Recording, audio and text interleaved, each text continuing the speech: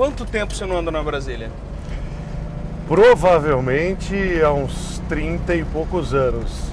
Na minha casa teve uma Brasília. A única coisa que eu me lembro dela é que o motor era atrás e a tentativa de porta-malas na frente. Tua relação com Brasília, cidade, gosta daqui?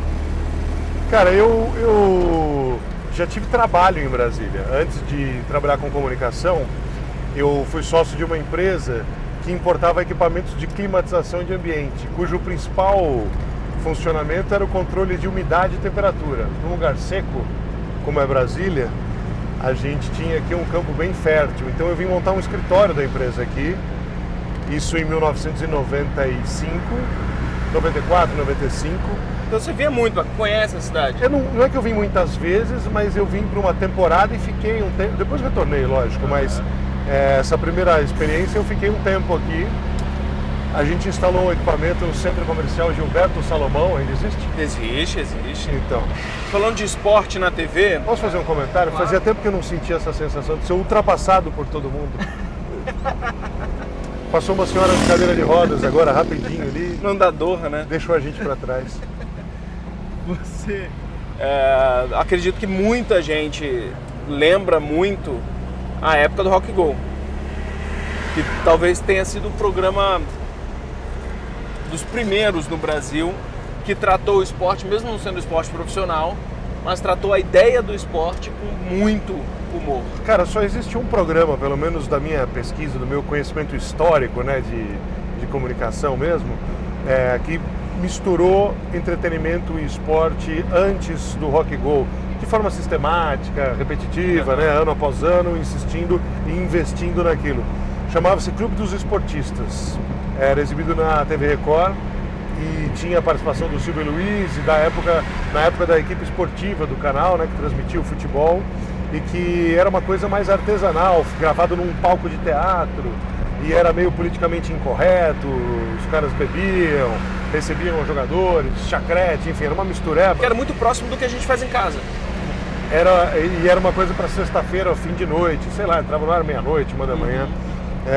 Depois disso, acho que o Rock Go, então teve um hiato aí, um intervalo de 10 a 15 anos, em que o esporte ele foi majoritariamente tratado como um assunto sério, né? Agora mesmo eu fiz o check-in do hotel para sair, o recepcionista me tratou lá todo formalmente, pois não, senhor, isso, aquilo.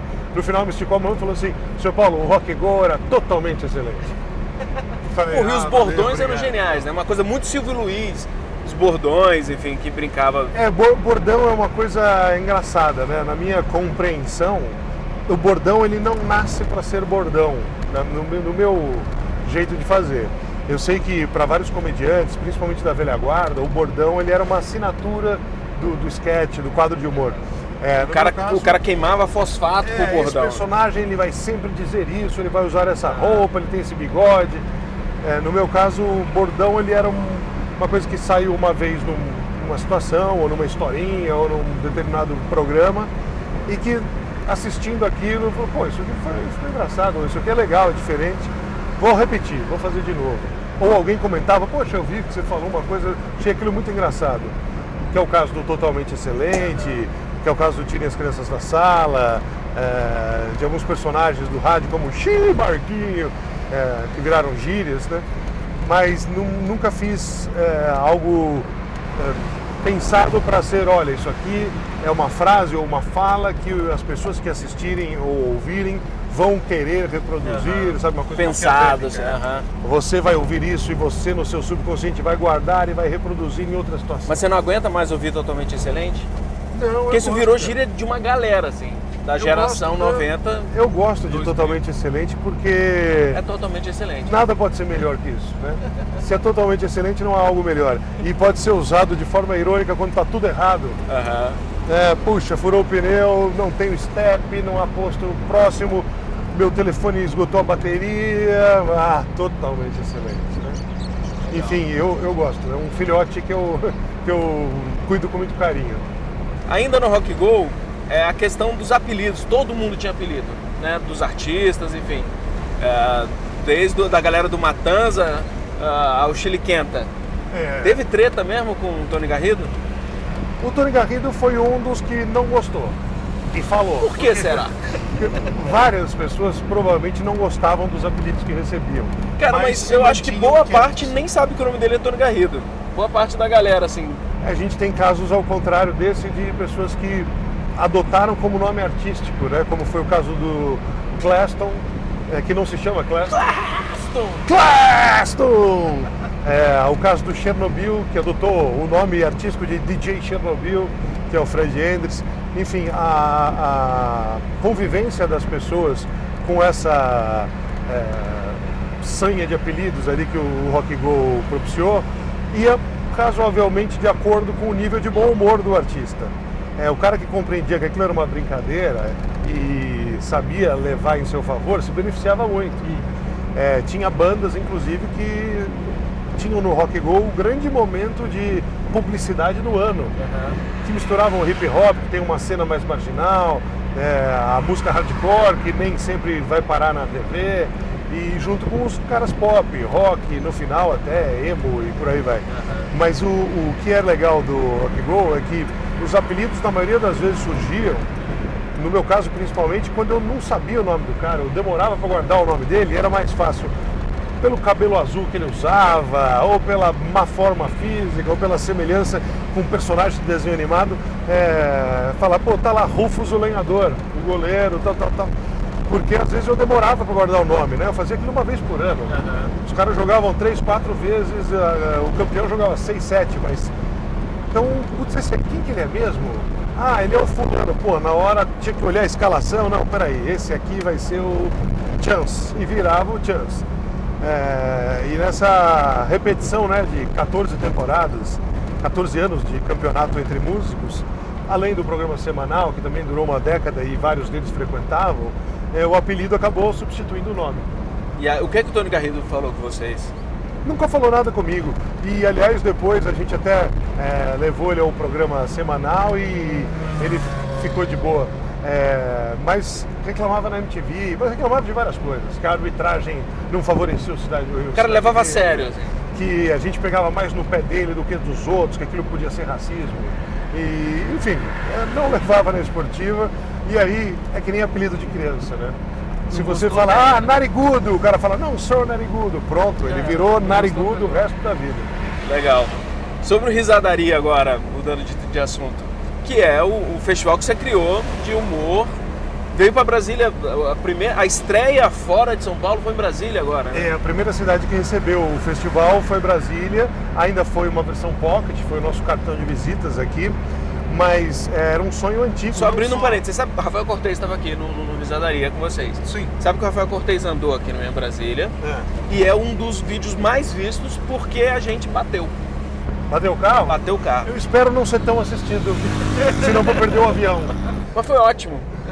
Pois é, tudo pela audiência, né? Se quiser eu posso chorar. Não, beleza. Vou contar uma história triste aqui para levantar o nosso Ibope. O que é o Risadaria? No manifesto ele é uma forma de fazer as pessoas, reunir todas as maneiras de fazer as pessoas rirem. Isso significava ao mesmo tempo reunir artes cênicas do espectro mais abrangente possível, do palhaço até o stand-up comedy, passando por humoristas que fazem personagens, contadores de piadas, imitadores, humoristas de esquetes, improvisadores, ventríloco, enfim, o que tivesse.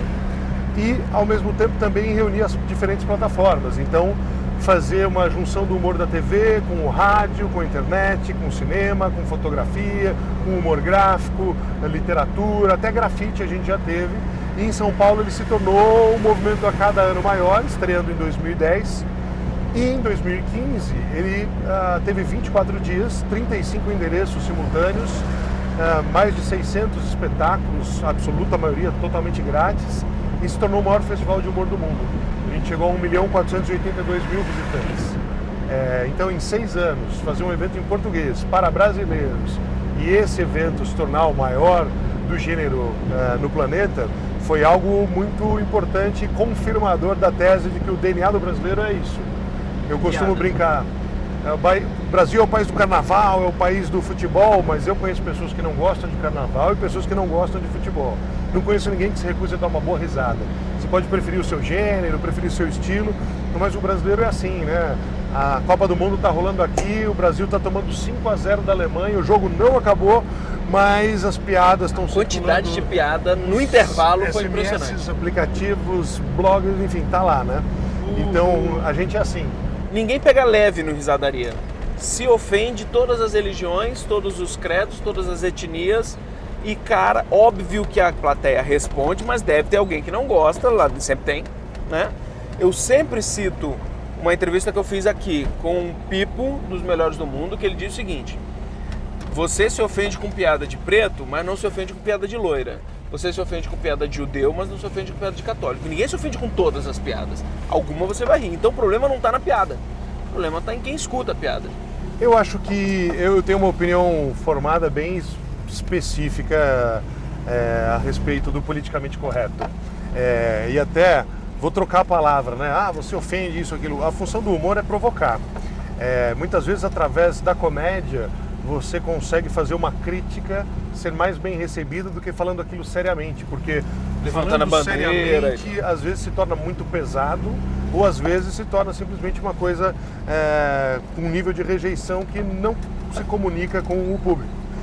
No Risadaria, a gente procura estimular a pluralidade, né? Palavra difícil de dizer essa hora da manhã, a pluralidade. Nós temos aí um movimento que, assim como abarca todas as formas de humor, tem muita coisa no Risadaria que eu não acho graça. Mas eu não acho graça, porém é representativo, então tem que estar no festival. Tem programação infantil, e óbvio que a programação infantil tem uma curadoria com um cuidado muito específico, porque afinal de contas são crianças, elas não têm um nível de juízo como um adulto tem. São mais influenciáveis. Então a nossa preocupação é que todos estejam representados. Se você não gosta de um tema, não gosta de uma brincadeira, não gosta de uma piada, ok, você tem todo o direito. Mas como em outras situações, nós na organização nunca censuramos ninguém. Pode até ser que a gente fale, poxa, o show desse cara é inadequado para esse local ou para esse horário. Vamos reclassificá-lo como uma maneira de funcionar melhor. Agora, não se pede a ninguém, não faça essa brincadeira porque pode incomodar um patrocinador ou porque pode incomodar um segmento A, B ou C. E funciona muito bem. As pessoas têm a compreensão de que o Risadaria é uma grande brincadeira e que se não soubermos rir de nós mesmos, vamos ser um povo chato e fundamentalista. Você vai virar o Charlie Hebdo, vai virar a intolerância máxima. E aí, o que a gente Mas não rola processo, assim, você tem que ir pro espetáculo com habeas corpus, não? Não, nada disso, muito pelo contrário. As pessoas gostam quando se brinca com elas. Vou dar 2 exemplos muito legais. Nós já fizemos no Risadaria em São Paulo, né, no grande festival, uma sessão chamada Sessão de Humor Negro. E eu lembro que numa coletiva de imprensa os jornalistas perguntavam: mas como vai ser isso? Vai ser um humor mais ácido? Vai ser uma coisa mais contundente? E a gente falou: não, vai ser uma sessão só com comediantes pretos. E assim foi, o Hélio de la Penha era o mestre de cerimônias, e ali estavam o Marcelo Marrom, o Luiz Miranda, o Thiago Carmona, o Robson Nunes, só negros. Aí a gente teve uma outra sessão chamada Para Risadaria. Era 2012, ano de Olimpíadas, e aí a gente falou: nós vamos fazer essa sessão, vai se chamar Para Risadaria. O pessoal, mas por quê? Uma paródia com os Jogos Paralímpicos? Não, é uma reunião de humoristas com defeito. O Geraldo Magela, que é cego, era o anfitrião da noite, e aí a gente tinha cadeirante, cara com paralisia cerebral, cara surdo, enfim, comediantes que só faziam piada sobre os seus próprios defeitos. Os próprios defeitos eram hilários, o público se esborrachava de rir, escorregava pela cadeira, mas se fosse eu fazendo, talvez alguém falasse: olha, ele é muito preconceituoso, ele fez piada com portadores de necessidades especiais. Olha, o Risadaria, e exatamente para desmistificar isso, é que a gente já fez coisas desse tipo, para provar que é tudo uma grande brincadeira. Pô, que legal, Paulo. Valeu, prazer. Obrigado cara. Pela carona. Foi literalmente uma carona para quem está nos assistindo agora. Foi muito legal. Da próxima vez prometo voltar com mais tempo. Você é um cara totalmente excelente. Foi totalmente excelente. Tirem as crianças da sala.